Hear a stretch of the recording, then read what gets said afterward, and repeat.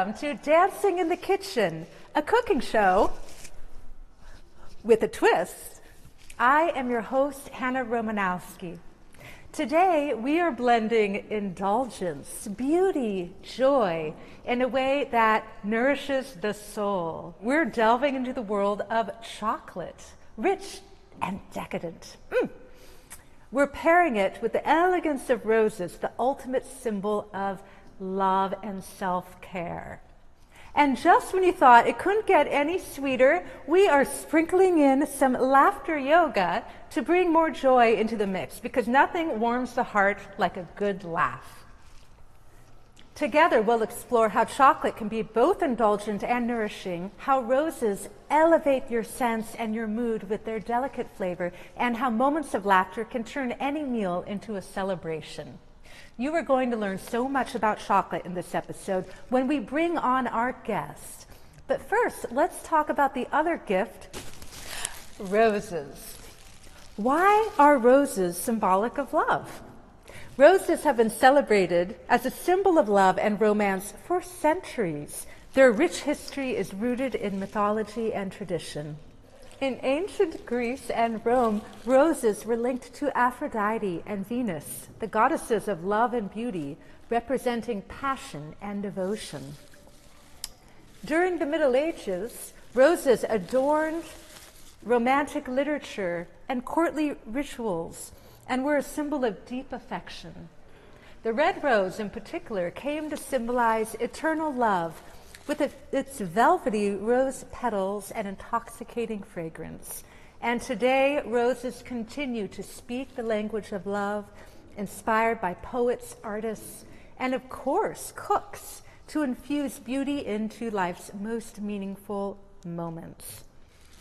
I love Persian cuisine, and roses, the flavor of roses, are a big part of food from that culture and have a long history of symbolic meaning. Rose water is known for soothing properties that help to reduce redness and hydrate the skin and calm the mind with its delicate aroma. I know, right? And rose oil extracted from rose petals has a potent anti-inflammatory and antibacterial effects, making it a natural skin remedy for skin irritation and a powerful mood booster. So you can put oil on top of your ears, for example, and the base of your neck, or other parts, to experience that intoxicating and calming feeling that comes. And I'm sure there's something really witty I could say about a rose by any other name, but at the moment.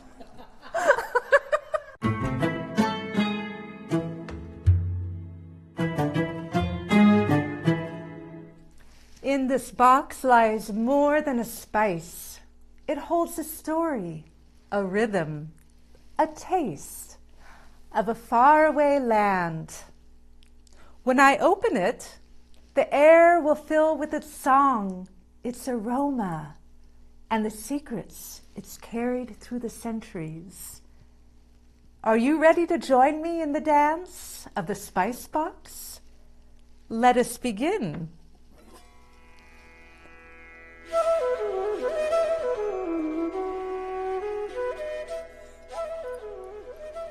Today, let us explore the fascinating world of cardamom. Cardamom originated in the lush forests of India and Sri Lanka, mentioned in ancient Ayurvedic texts over 4,000 years ago. It was used for healing and rituals. From India, it traveled the spice routes to the Middle East and Europe, becoming a symbol of luxury and wellness. Even today, cardamom's influence spans cultures. It's essential in Indian chai, Middle Eastern sweets, and Scandinavian pastries. Cardamom isn't just flavorful, it's a powerhouse of health benefits. It's a digestive aid used in Ayurveda to ease indigestion, bloating, and nausea. It's rich in antioxidants, protects against cell damage. Cardamom is great for oral health. It freshens breath naturally and fights bacteria. It supports heart health, lowering blood pressure and cholesterol. Cardamom is a mood booster. Its warm aroma reduces stress and anxiety. It's a respiratory relief, easing coughs and congestion.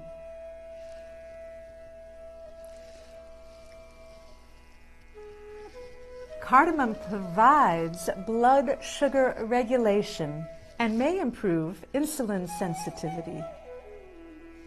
Incorporating cardamom into your life is simple.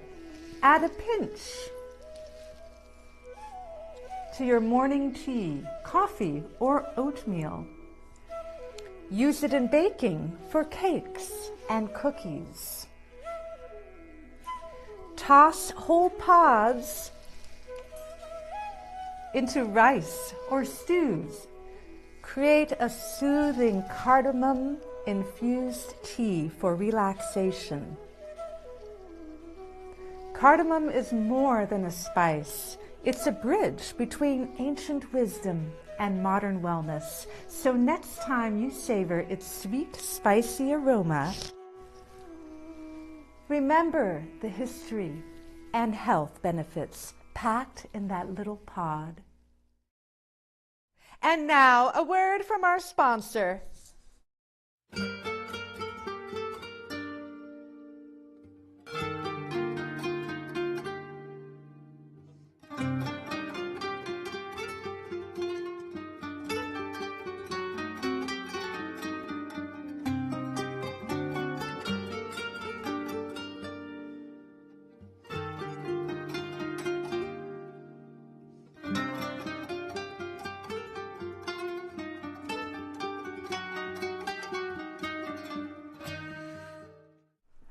I would like to welcome our wonderful guest today, Mena Borges-Gillette. Did I say that right? Yes. Wow, that's amazing. Mena is a holistic practitioner and educator and a certified laughter yoga leader. She's a Jill of many holistic trades. Not only is she a homeschooling mama of 4 amazing girls, and they are because I've met them, she is also a professor with a special interest in the history of chocolate and a passion for nature-based, toxic-free living. Mena has authored Theobroma Cacao. Did I say that right? I'm sorry. Theobroma Cacao, an illustrated guide to all things chocolate, which covers the history of chocolate, cacao's dietary and herbal benefits, and more. She also authored 2 amazing cookbooks, one on chocolate, our favorite topic of the day, and the other is gluten-free comfort foods for nutritional density. I love that. And also a poetry collection entitled Solitudes. Saudade of a Nightingale. I'm really failing with the pronunciation today. We're okay. Say it again. Saudade of a Nightingale. Beautiful. And I have very exciting news. Mena is host of the upcoming show, Rooted in Wellness with Mena. Tell us about your show. So it incorporates not only holistic living, chocolate, but also mom life, because I've brought my daughters in as little actresses to enact some parts that will be related to literary tales or movies. So it's a lot of fun. That sounds like such fun. And where can we access it? It'll be coming on Roku, and shall people go to your website to learn sure, more? Yes. They can definitely go to my website. It's Rooted in Wellness with Mena or Holistic Wellness with Mena. Okay, fantastic, wonderful. So Mena, we are going to get to cooking some amazing, delicious chocolate treats, But before that, I'd love to explore one of your other many specialties, and that is laughter yoga. Can you tell us about that? Yeah, absolutely. So laughter yoga began in about 1995 with Dr. Kataria in India. He was a medical doctor going to a conference, and he'd been researching the health effects of laughter on people's well-being. And he decided to go to a park one day, gathered some friends, and they were telling jokes. And so they did this every morning, and the purpose was to laugh. At the end of the week, they realized they were out of jokes. And his friends were like, well, what do we do now? And he said, well, don't worry, just come tomorrow, and I'm going to give you, we'll have something to do. Okay. So he goes home and he talks to his wife, who happens to be a yoga instructor. And they started talking about laughter and the yogic breath, and they realized that there's a cross section. So when we laugh, we have a yogic type breath. So he went and they started doing exercises just to laugh for laughter's sake. And so that's what we do as certified laughter yoga leaders or teachers or masters. So it is laughing for the sake of laughter. There's no judgment, and you're in a safe space. So we don't laugh. In my sessions, we don't laugh at each other. We laugh with each other. Of course. Okay. So no judgment, and you just laugh. So one of the things that happens with laughter yoga is we have a rhythm. So we could start a little bit with some clapping. Shall we? Yeah. Okay. So we usually do 1, 2, 1, 2, 3. So ho, ho, ha, ha, ha. Those are the chanting parts. Ho, ho, ha, ha, ha.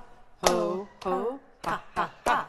Ho, ho, ha, ha, ha. We're going to faster. Ho, ha, ha, ha. Ho, ho, ha, ha, ha. Ho, ho, ha, ha, ha. Ho, ho, ha, ha, ha. Very good, very good. Yay! Woo! So that's our first exercise. I love it. I'm having fun already. And every session is different, and we do different things. So we can do shy laughter if we want. You want to try that? I do. I want to try it. Key components of laughter yoga, we do eye contact because it's a communal experience. So. I love that.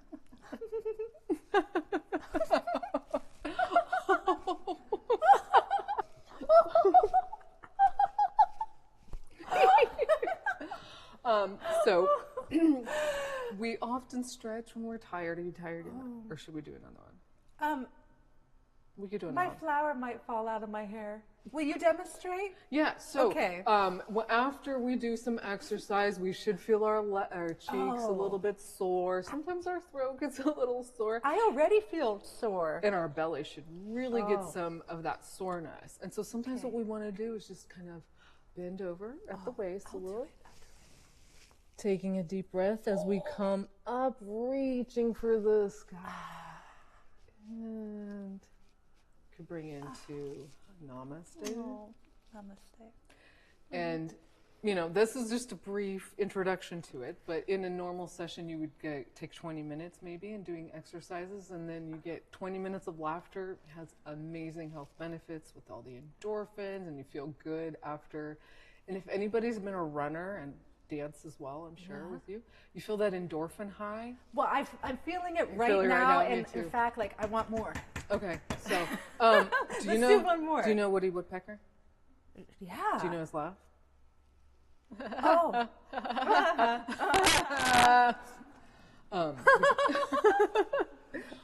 Do you know Ace Ventura's laugh? Ace Ventura's laugh? No. No? Anybody? Or any Jim Carrey? The audience? Yeah. Oh. Yay! Okay, thank you for sharing You're that. welcome. That is so much fun. Do you teach laughter yoga here? I do. I do teach it in the community. I've taught at the collegiate level, but usually I do private sessions. Not private, they're in a public space, but it's small session laughter yoga. Aww, and I love to do it with moms because moms have all kinds of things to laugh about. Oh, sure, I imagine. Yeah, we do mom laughing at kids scenarios. So, you know, because kids can have funny scenarios, just like pets too. Yeah. Well, thank you for sharing that You're with welcome. us. Thank you for participating with me. My pleasure. Anytime you need. I'm always down for a good laugh. Yeah. Yeah, it's so good for your heart. It right? absolutely is. Yeah, Now, there are some cautions, and somebody who's had cardiac difficulty or heart attack, that would be an example. You have to get clearance through your doctor before participating in it. We all laugh, and it's a universal language. It's the first language that children speak. We all understand each other, but there are certain times where it's not appropriate. So within 2 to 3 months of a surgery, or having, if a woman is pregnant and has the chance of having a miscarriage or history of it, then they would want clearance with their doctors. But other than that, it's amazing for your heart. Okay, other than that, laugh away. Yeah, fantastic.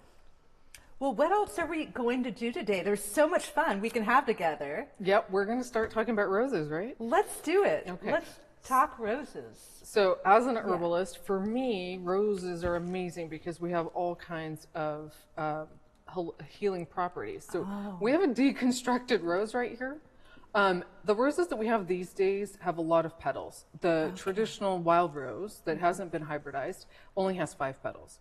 So Only 5? yeah, only 5. Wow. And in the rose family, we've got pear, apple, almond, raspberry, blueberry, or not blueberry, blackberry, and strawberry. So if you look at any of those blossoms, you're only going to find 5 petals.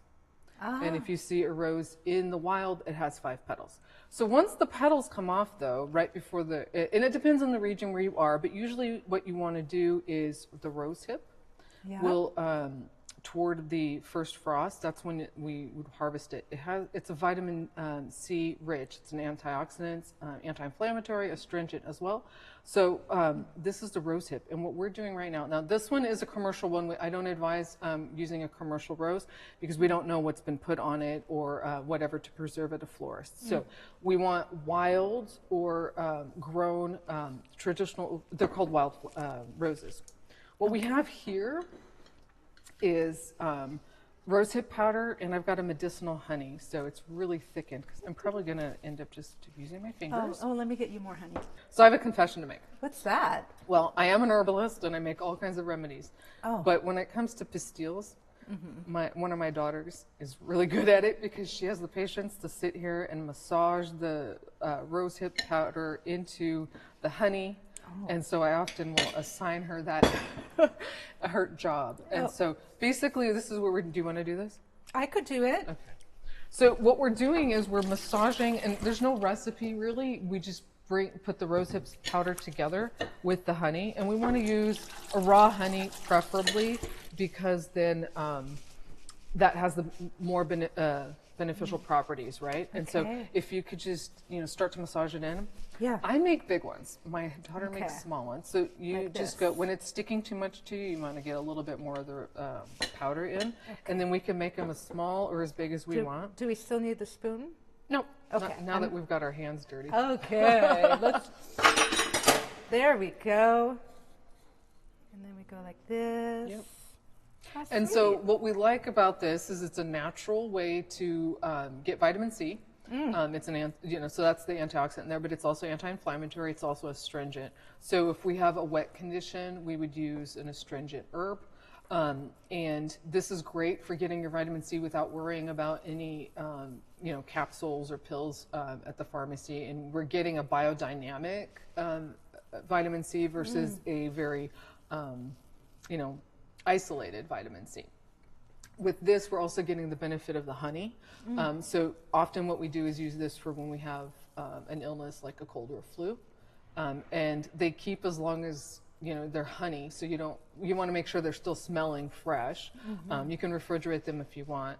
In my house, they never really make it very far. I bet not. So they're sweet because of the honey, but then you also have a little bit of the crunch of the the rose hip powder. So did you want to try one? I would love to. Okay. Oh, they're sticking. Usually I use parchment paper, so. Okay. Cheers.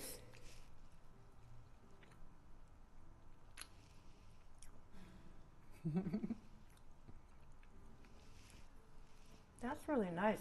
It reminds me of bee pollen because you have that the texture.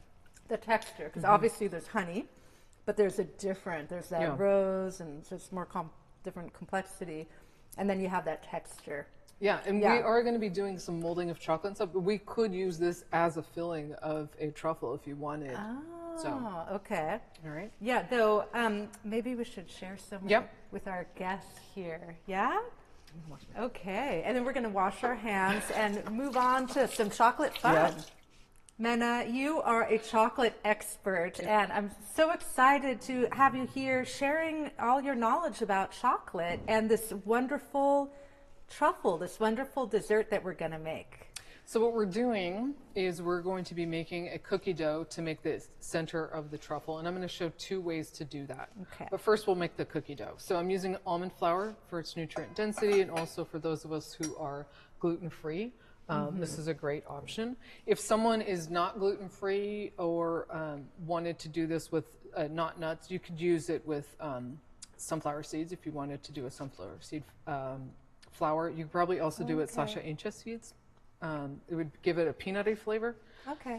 Oh, you know what? I jumped the gun. We're just going to throw it all in. I usually put the liquids in first, but we'll just go. Gotcha. So we have the almond flour, we have some honey. Yeah. And then today, because we're talking about roses, I'm going to use rose water as one of our flavorings. So you can use coconut oil or you can use palm. Today I'm using palm because it's sometimes a little bit softer to work with and you don't have to heat it up, but we'll see because today is a little chilly. So just... Yeah, I don't work with palm oil hardly at all. Yeah. So like what are its uses? What do you like to You can use it in the place of butter. So at home I have 2 little ones who are dairy allergic, so we use it in place of butter. And then here I have a little bit of sea salt that I put in with a vanilla glyceride that I made at home instead of using... And what is vanilla glyceride? So you use glycerin and water to make it just like an extract, except we're doing it because this is raw, and if we were serving this to a child, we wouldn't necessarily want to give them an extract that has an alcohol in it. So I use glyceride. And then here's the rose water that I've measured out. And then we're just going to manually blend this together until we get a cookie dough consistency. Oh. I'm going to have to put some muscle into it. Okay, I can do that. Okay, I'll let you do that. Make me feel useful here. And what we're going to do for flavoring, here we've got some lavender buds, and we're gonna mix that with rose. It's going to be a lovely combination, and we're also going to separate the dough into 2. So I've got another bowl for that, and we've got bilberry, which is an antioxidant-rich herb that we use, and it's got an affinity for the eyes. In World War II, actually, they discovered they didn't have, they had some shortages, but in England they were eating bilberries, and the pilots said that their night vision improved. And so then we've had scientific studies since that show that it has an affinity for the eyes. So I love that as an herb for that. I'm still working on this. Still working. That's good. Yeah. What we're going to end up doing is we're going to make little balls of 2 different sizes with that after we've put our inclusions. But I kind of want to just get my hands in there. Is that okay? Yeah, okay. I do. When I'm at home, I like to use the food processor. It makes it faster. Gotcha. I also, again, my kids are always in the kitchen, so I have one who's more patient, and she'll just mix it for a long time, and we get it super smooth. Okay. It's like Play-Doh. It is. And again, if you don't have a dairy allergy, you can definitely do butter, just like you would. I can make Play-Doh shapes. And it should feel a little bit sticky with the honey. And if we want to put half of that in here and half over there, then we'll put some lavender in one bowl. We'll put the bilberry in here. Yum. Okay. And voila. All right. Yeah? And now we'll put the bilberry here. We'll put the lavender there. You don't have to use all of it, but if you want to make it super rich, we can. I would keep your hands dirty. I'm going to wash. Oh, keep them dirty? Yeah, because we're going to mix this in. And then... Like half of it, you said? Probably. Okay. Depends on how strong you want for the lavender. I like a lot of lavender. All right. Yeah. And so the bilberry is kind of functioning like a chocolate chip would. Oh. So just throw it in. So okay. that's how I approach herbs in my cookie dough. Yeah. Because I just toss them in if I think it'll taste good. Uh-huh. So what we have is, depending on who you ask, rose is considered an aphrodisiac. So I don't know so much if we herbalists would say that that's in fact true by eating it, but when we smell it, we have these feelings that come out with rose. So can you smell the rose a little bit? I'm smelling a lot of the almond, but I'm smelling we're the gonna have lavender. layers. Yeah, you are. But there's honey, there's almond, there's rose. An almond is still a rose. And almond is a rose. In the rose family, so yeah. It's apropos. Okay. Dancing in the Kitchen is filmed in an actual ballroom studio, Hidden City Ballroom in Point Richmond. It's in a 100-year-old converted church.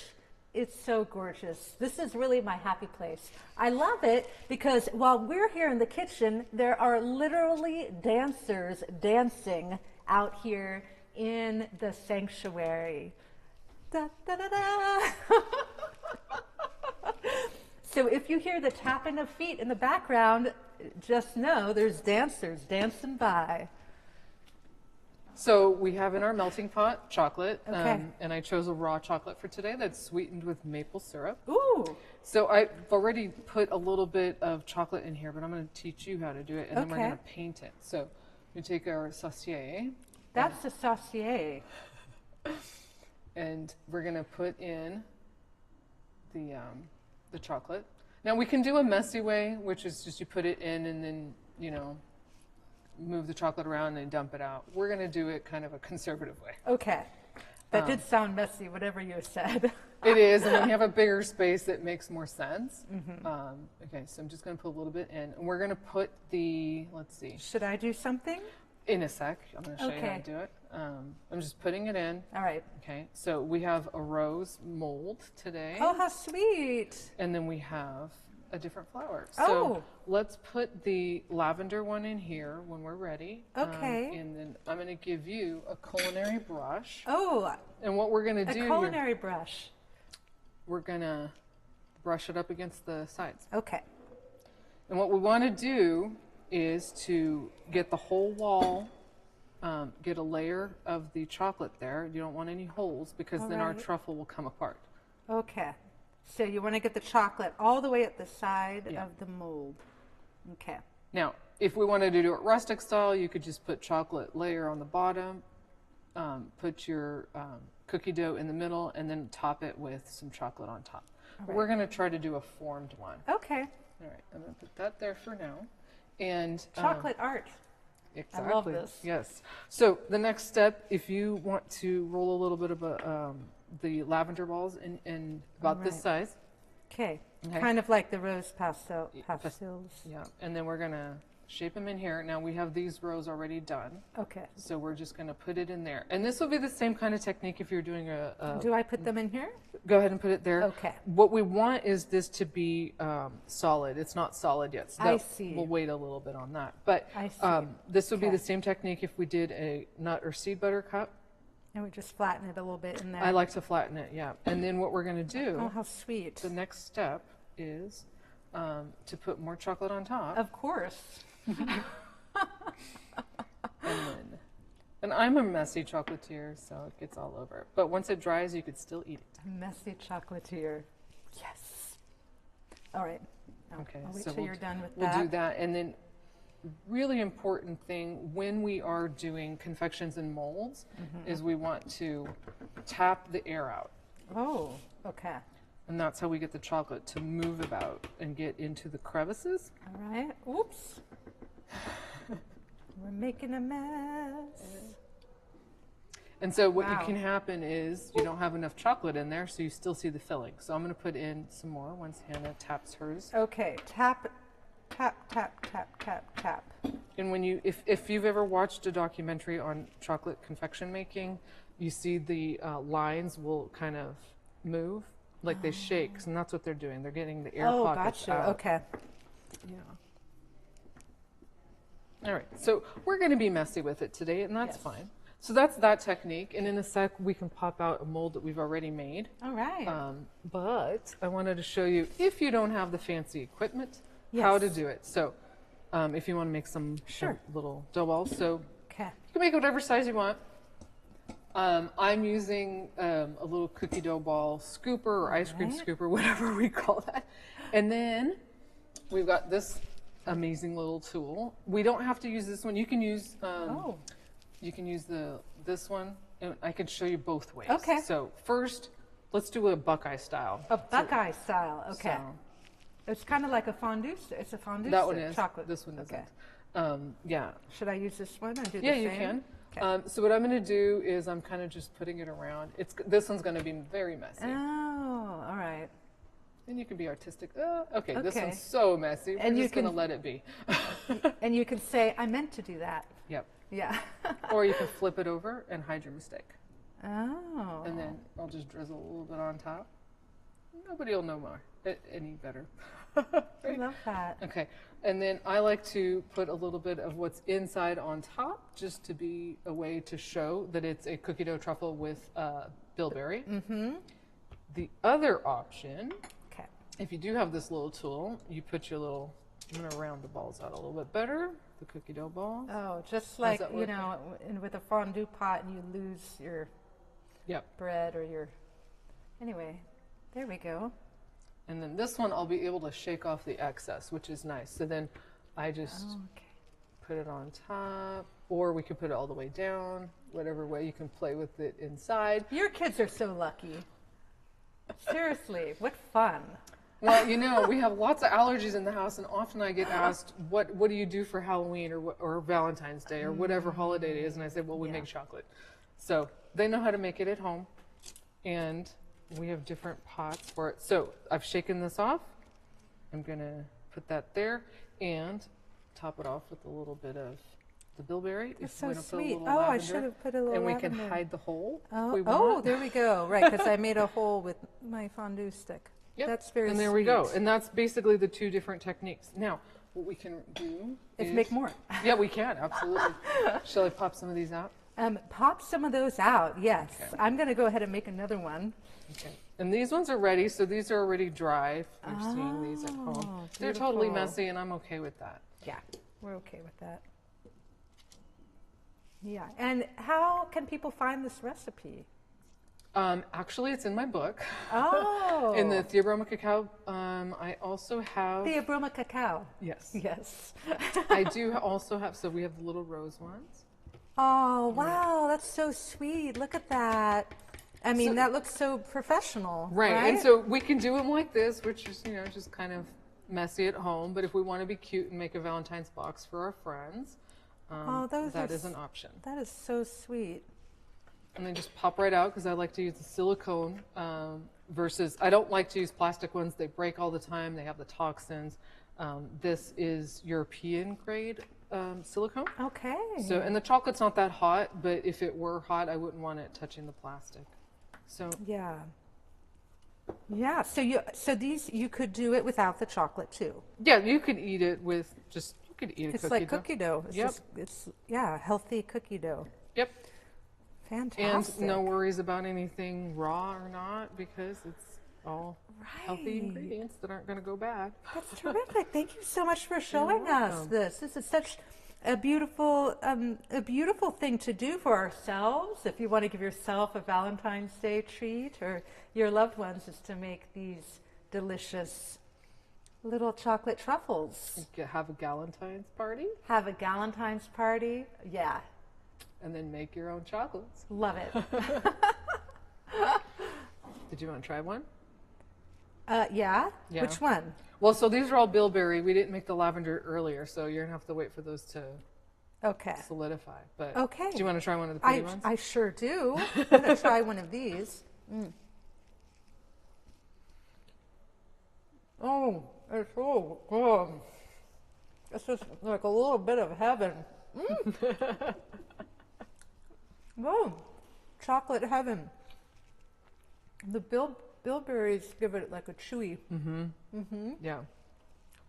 Oh, I needed that.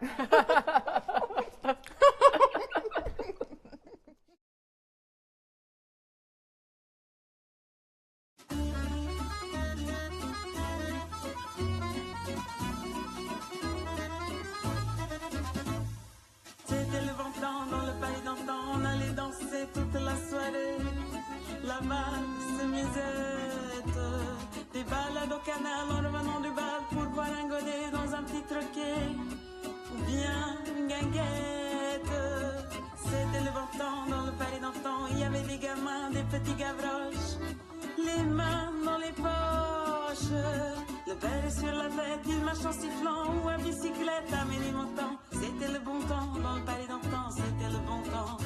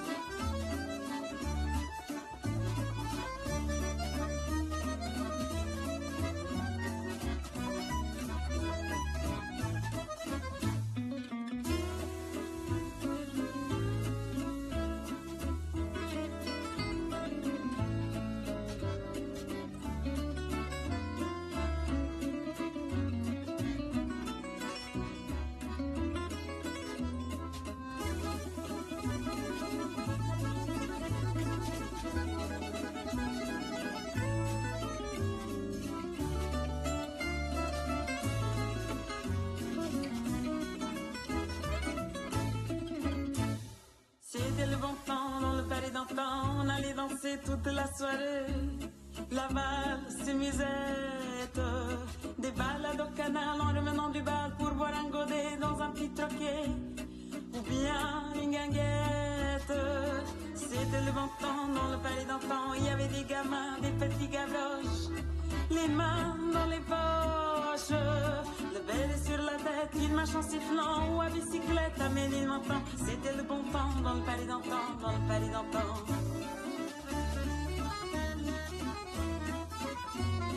C'était le bon temps dans le palais d'antan, c'était le bon temps.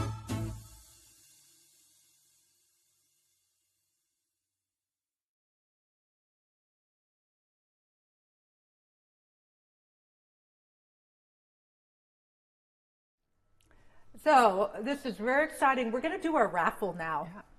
And I have a number, and it's a very special number. It's 14250.